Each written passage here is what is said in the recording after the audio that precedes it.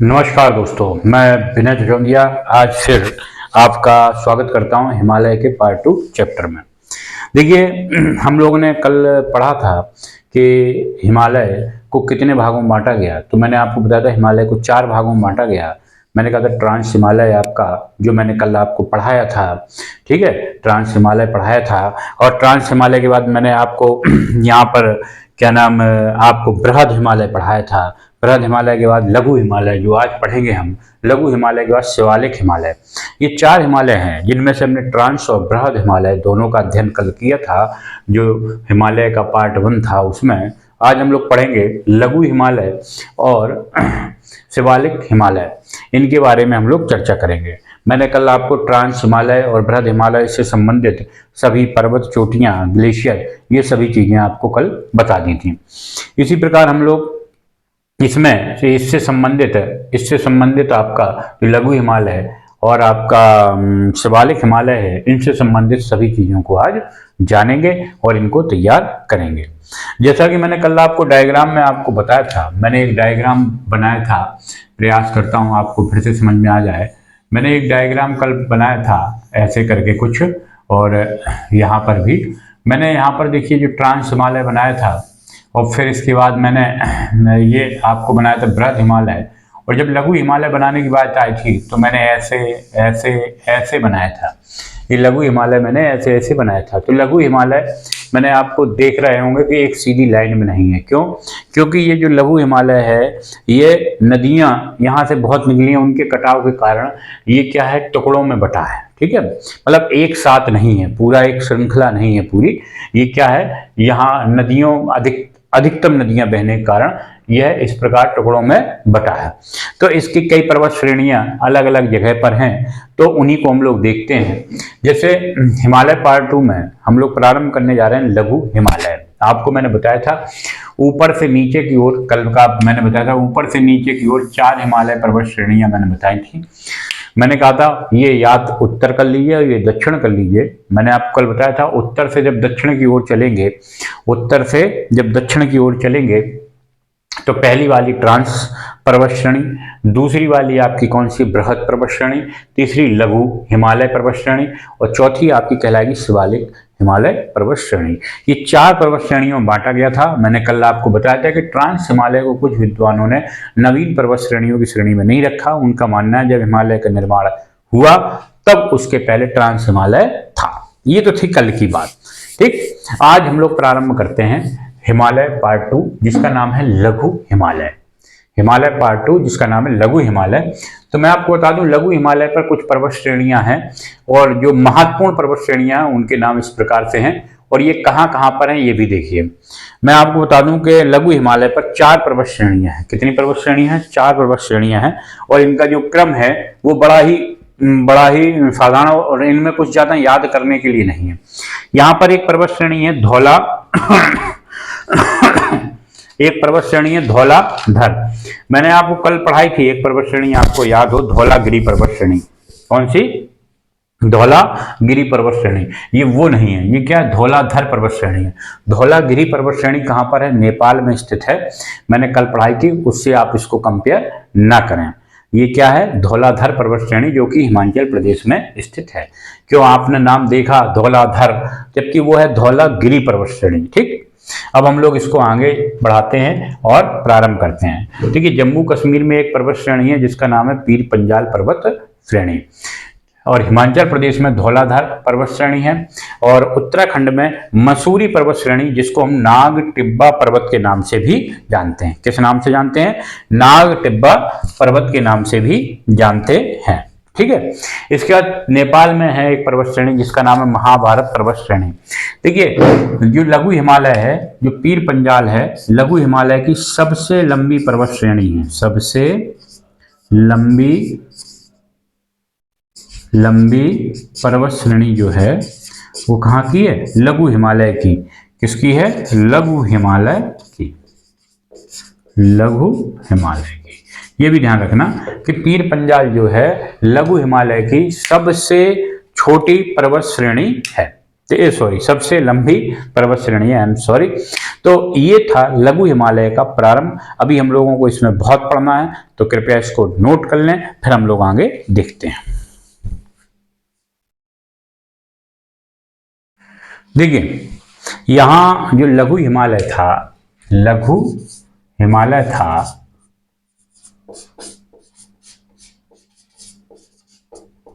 ठीक, जो लघु हिमालय था, तो मैं आपको बता दूं, अब देखिए मैं वर्षा नहीं पढ़ा रहा हूं ना नदियां पढ़ा रहा हूं, सिर्फ समझ लीजिए। आपको जो वर्षा होती है वो जितनी ऊंचाई के स्थान पर आप बढ़ते जाएंगे वर्षा उतनी कम होगी। लघु हिमालय और हिमालयों की अपेक्षा नीचे स्थान पर है, जिस कारण से यहाँ पर जो औसतन वर्षा है वो अधिक होती है, जो औसतन वर्षा है वो अधिक होती है। इस कारण यहाँ पर मुलायम घास के मैदान पाए जाते हैं। तो एक लाइन हम इसमें लिख लेते हैं कि औसतन वर्षा के कारण, औसतन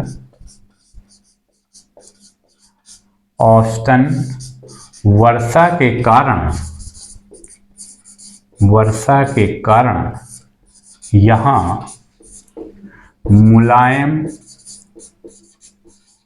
घास के मैदान पाए जाते हैं, घास के मैदान पाए जाते हैं। औसतन वर्षा के कारण यहाँ मुलायम घास के मैदान पाए जाते हैं। यह याद रखना क्या, कि औसतन वर्षा के कारण यहाँ मुलायम घास के मैदान पाए जाते हैं। देखिए, जब मुलायम घास के मैदान पाए जाते हैं तो उनके नाम भी होंगे। तो एक घास के मैदान का नाम है आपका मर्म या मर्ग, मर्म या मर्ग भी इसको कई लोग पढ़ते हैं, मर्ग घास का मैदान।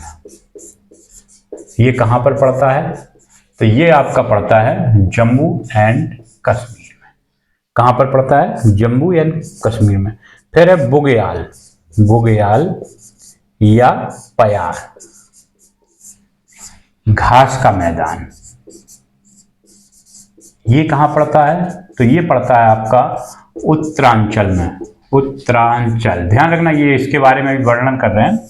उत्तरांचल, अगर उत्तरांचल नहीं दिया है तो हिमांचल, और हिमांचल नहीं दिया है तो उत्तराखंड। ध्यान रखना, ऑप्शन में अगर उत्तरांचल दिया है तो यही सही होगा, अगर उत्तरांचल नहीं दिया है तो हिमाचल प्रदेश सही होगा, और हिमाचल प्रदेश सही नहीं दिया है तो उत्तराखंड सही होगा। बुग्याल या पयार घास के मैदान उत्तरांचल और हिमाचल प्रदेश और या उत्तराखंड में पाए जाते हैं। क्यों उत्तरांचल लिखा, क्योंकि ये जो हिमाचल प्रदेश और उत्तराखंड की सीमा आपस में लगी हुई है।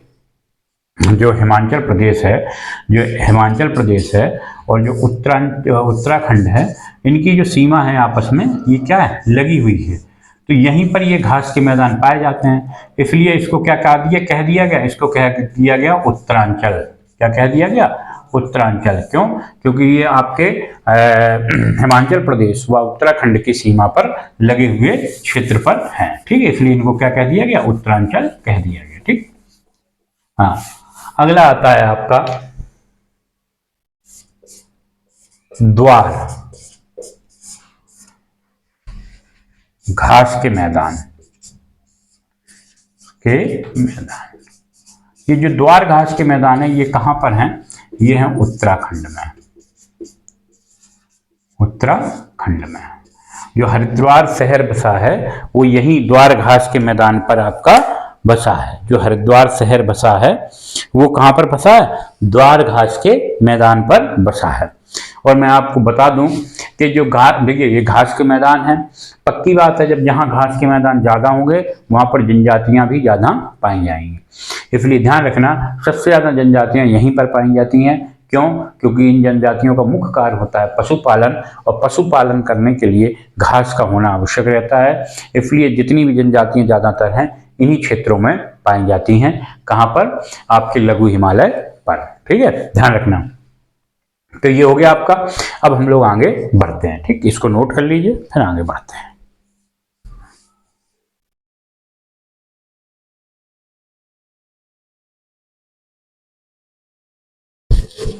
चलिए, अब लघु हिमालय के बाद आता है नंबर, लघु हिमालय के जो दक्षिण की ओर स्थित है जिसका नाम है शिवालिक हिमालय। इसका नंबर कि शिवालिक हिमालय क्या है, ठीक है, इसका नंबर आता है।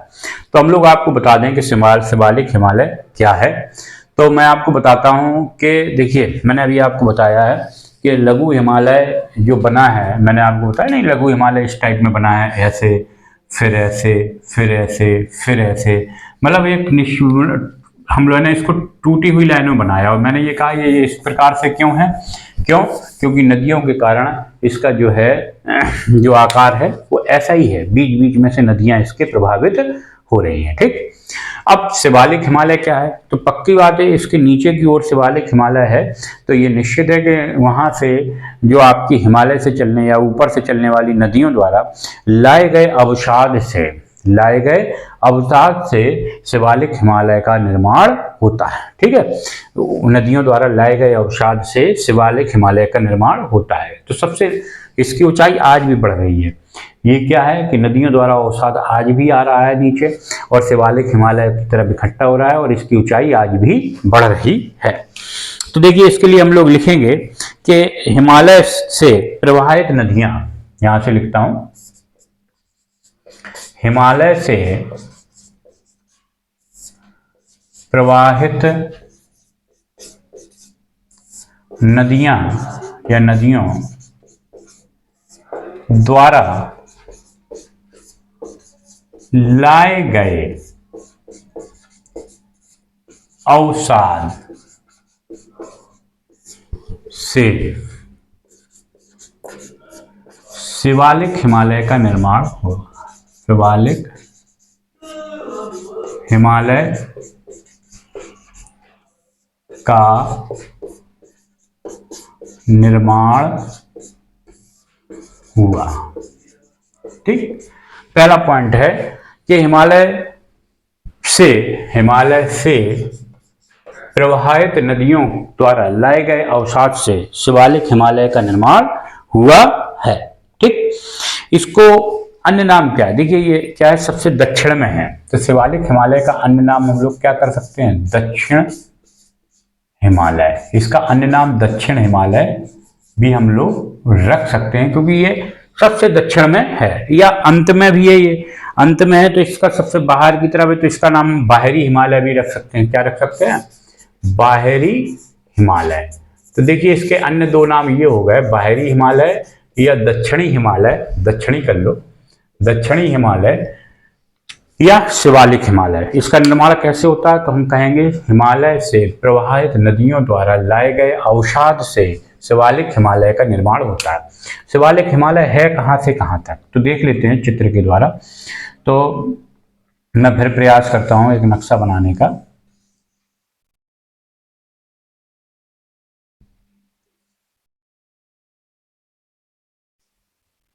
अब जैसा बनता है देख लीजिए, यहाँ प्रयास तो पूरा रहेगा कि अच्छा बने।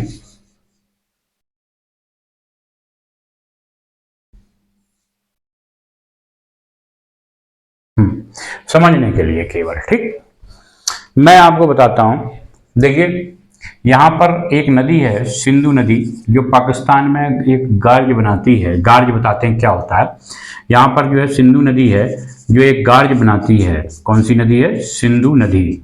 और ये क्या बनाती है, ये गार्ज बनाती है, जिसका नाम क्या है, सिंधु गार्ज। क्या नाम है, यहाँ पर छोड़ देता हूँ, मैं नदी नहीं लिखता हूँ। ये क्या बनता है, सिंधु गार्ज बनाती है। क्या बनाती है, सिंधु गार्ज। कहाँ पर, हम कहेंगे पाकिस्तान में, पाकिस्तान में। अब देखिए, इसके बाद आपकी एक नदी है जिसका नाम है आपका दिहांग नदी। कौन सी नदी, क्यों, यहाँ पर दिहांग नदी है जो गार्ज बनाती है, दिहांग गार्ज।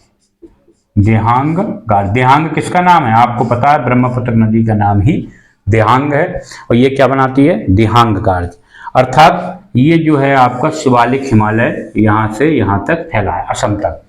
ठीक, तो हम लोग कहेंगे सिंधु गार्ज से लेके दिहांग गार्ज तक शिवालिक हिमालय की सीमा है, या कह सकते हैं जो सिंधु गार्ज से लेके, पाकिस्तान के सिंधु गार्ज से लेकर असम के दिहांग गार्ज तक फैली नवीन पर्वत श्रृंखला को शिवालिक हिमालय कहा जाता है। इस प्रकार से भी हम इसको कह सकते हैं। तो लिख लेते हैं, इसको नोट कर लीजिए, फिर मैं इसको लिखे दे रहा हूं। जगह है, हाँ चलिए, जगह तो नहीं है, नोट कर लीजिए, इसको मैं लिखे दे रहा हूं। चलिए मिटा देता हूं।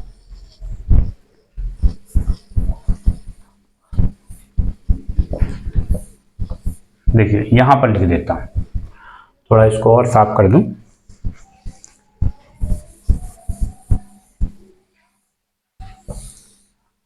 हाँ, तो जैसा ये कह रहा है वैसे ही हम लोग करते हैं, हम लोग कोई स्पेशल करते नहीं है। तो यहां पर क्या लिखना है हमें, हमें लिखना है कि पाकिस्तान के सिंधु गार्ज से, पाकिस्तान के सिंधु गार्ज से असम के देहांग गार्ज तक फैली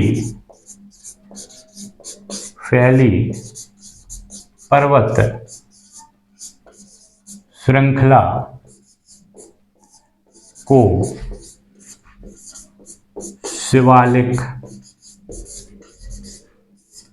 हिमालय कहते हैं। तो ये ध्यान रखना कि शिवालिक हिमालय क्या है, तो आप कहोगे शिवालिक हिमालय सिंधु गार्ज से लेकर देहांग गार्ज तक की पर्वत श्रृंखला को कहते हैं। इसका निर्माण कैसे होता है, तो कहोगे हिमालय से निकलने वाली नदियों द्वारा लाए गए अवसाद से इसका निर्माण होता है। अब एक शब्द यहाँ बार बार यूज हो रहा है, गार्ज। ये शब्द क्या है, इसके ऊपर भी चर्चा कर लेते हैं। गार्ज शब्द क्या है? देखिए गार्ज शब्द क्या होता है, वी आकार की घाटी को हम लोग गार्ज कहते हैं। जो वी आकार की घाटी होती है इसको क्या कहते हैं, वी आकार की घाटी को हम लोग गार्ज कहते हैं। मैंने कल घाटी और चोटी में अंतर बताया था, आपको भूल गए हो तो ध्यान रखना। जैसे ये प्लेटों के मिलने से ऐसी आकार बन जाता है, तो ये ऊपर का भाग होता है, ये क्या होता है, चोटी होता है। फिर से बता दे रहा हूँ, जो नीचे वाली हिस्सा होता है ये क्या कहलाता है, घाटी कहलाता है। ठीक है, क्यों बता दिया, क्योंकि अभी इसका उपयोग होगा और मैं एक शब्द का यूज करूंगा, समतल घाटी। तो वहां पर आपको इसका प्रयोग करना, क्योंकि समतल घाटी कैसी होगी, समतल घाटी होगी ऐसी। ठीक है, थोड़ा ऐसा होगा भाग, ये समतल घाटी कहलाएगी। इनके ऊपर अभी चर्चा करते हैं। तो ये हो गया पाकिस्तान के सिंधु गार्ज से लेकर असम के देहांग गार्ज तक फैली पर्वत श्रृंखला को हम लोग शिवालिक हिमालय के नाम से जानते हैं। चलिए आगे हम लोग बढ़ते हैं। चलिए कुछ और है आपके लिए, क्योंकि ये टॉपिक अंत की ओर है, तो थोड़ा और देखते हैं। अंत की ओर मतलब थोड़ा ही रह गया, फिर आपको हिमालय से कैसा भी प्रश्न आ जाए आप कर लोगे इन दो वीडियो के आधार पर। देखिए हिमालय से कैसा प्रश्न आ जाए, हिमालय से 4 प्रकार के जो हिमालय बताएं और इन पर स्थित जो घाटियां बताई उनमें से, क्योंकि हिमालय पर तो अभी नदियां हैं और दर्रे हैं, ये सब हमने पढ़ा नहीं है, अभी और पढ़ेंगे। ठीक है, लेकिन ये है कि जो मुख्य हिमालय का परिचय है वो हम लोगों ने ले लिया। अब देखिए क्या है, समतल और सपाट घाटियां, घटिया लिख दिया, घाटियां बृहद और लघु हिमालय के मध्य पाई जाती हैं। मैंने अभी बताया था समतल और सपाट घाटियां, मैंने आपको बताया था कि ये चोटी है, घाटी ऐसी होगी समतल और सपाट। ये जो हिस्सा होगा ये वाला, ये क्या होगा, समतल और सपाट होगा, यही क्या कहलाएगी, आपकी घाटी कहलाएगी। अब देखिए इसके बाद क्या है, इसके बाद हम लोग क्या करते हैं कि यहाँ से आपसे पूछेगा कि ये लघु और वृहद हिमालय के मध्य में जो पाई जा रही हैं, तो लघु और वृहद हिमालय के मध्य में एक घाटी भी पाई जाती थी जिसका नाम क्या था, मैंने आपको बताया था कि लघु और वृहद हिमालय के बीच में एक घाटी पाई जाती थी जिसका नाम था MCT। क्या था, MCT। आपको याद होगा मैंने बताया था लघु और वृहद हिमालय के बीच में एक घाटी पाई जाती है जिसका नाम क्या था, MCT। ये जो MCT घाटी है, इसी घाटी MCT घाटी है, इसी घाटी के अंतर्गत आपका कौन सी घाटी आती है, तो आप कहोगे जम्मू एंड कश्मीर की घाटी भी इसी MCT घाटी के अंतर्गत आती है। और मैंने बताया था ये इंपॉर्टेंट है, आपसे परीक्षा में पूछ भी सकता है। तो देखिए यहाँ पर क्या है, कुछ घाटियां और हैं जो इंपॉर्टेंट हैं लघु और वृहद हिमालय के बीच में।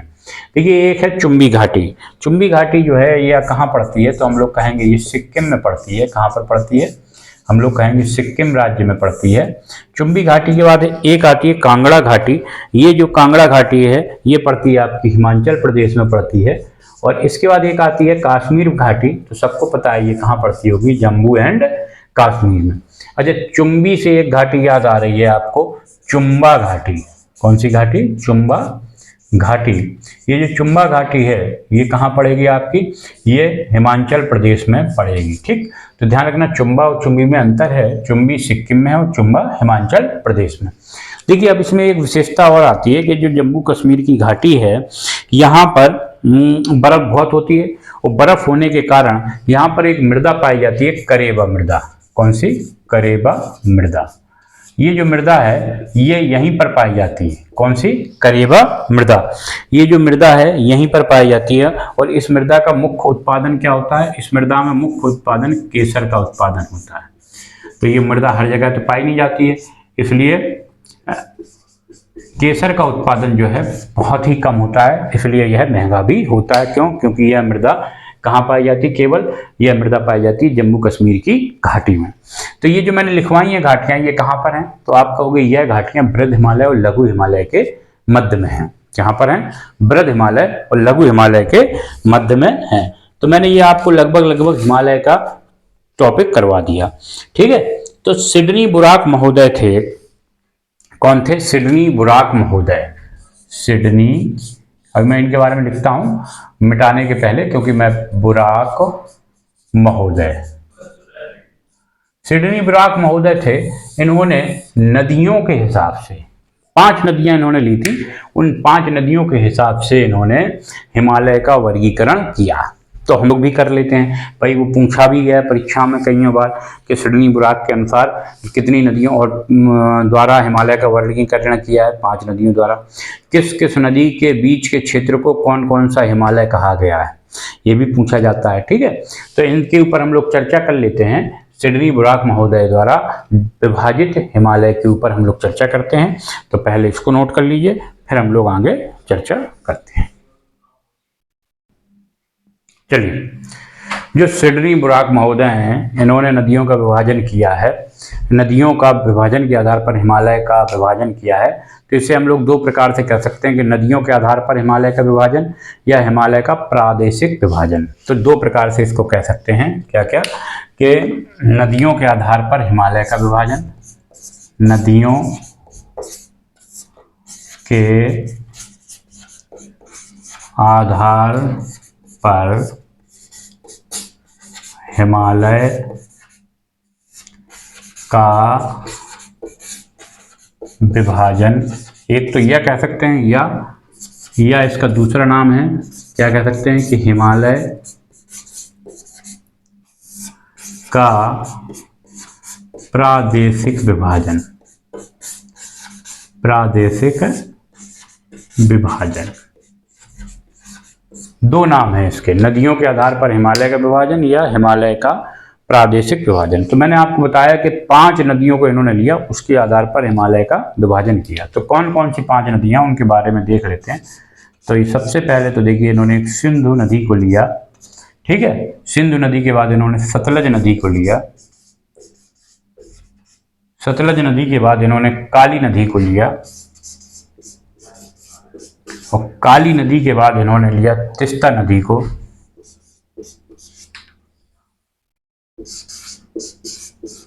और तीस्ता नदी के बाद इन्होंने लिया तीस्ता नदी के बाद लिया इन्होंने देहांग नदी को। देखिए देहांग वही है जिसका नाम ब्रह्मपुत्र है। मैं थोड़ा देख लें देहांग दिख रहा है कि नहीं। देखिए देहांग वही है जिसका नाम ब्रह्मपुत्र। तो सिंधु से लेकर देहांग तक इन्होंने 5 नदियों को लिया। अब इनके बारे में हम लोग समझ लेते हैं, फिर इनका वर्णन करते हैं। चलिए देख लेते हैं कि जो आपका सिंधु और सतलज है, सिंधु और सतलज है, इनके बीच के भाग को क्या कहा गया। सिंधु और सतलज नदियों के बीच के भाग को इन्होंने कहा है कश्मीर हिमालय। कश्मीर हिमालय क्या कहा है, कश्मीर हिमालय कहा है। सिंधु और कश्मीर के बीच के भाग को क्या कहा, कश्मीर हिमालय या पंजाब हिमालय। परीक्षा पूछा गया है कि क्या कहा जाता है, तो कश्मीर हिमालय या पंजाब हिमालय। इसके बाद आपकी बारी आती है सतलज और काली नदी, इनके बीच के भाग को क्या कहा गया। सतलज और काली जो बहुत पूछा गया है आपसे, कुमायूं हिमालय। कौन सा हिमालय, कुमायूं हिमालय। ये सबसे ज़्यादा पूछा गया है कि सतलज और काली नदी के बीच के भाग को क्या कहा गया है, तो कुमायूं हिमालय। अब आता है तिस्ता और काली नदी के बीच के भाग को, तो इसको कहा गया नेपाल हिमालय। नेपाल हिमालय, नेपाल हिमालय। इसके बाद बात करते हैं हम लोग दिहांग और तिस्ता के बीच के बात को, तो ये होता है असम हिमालय। असम हिमालय,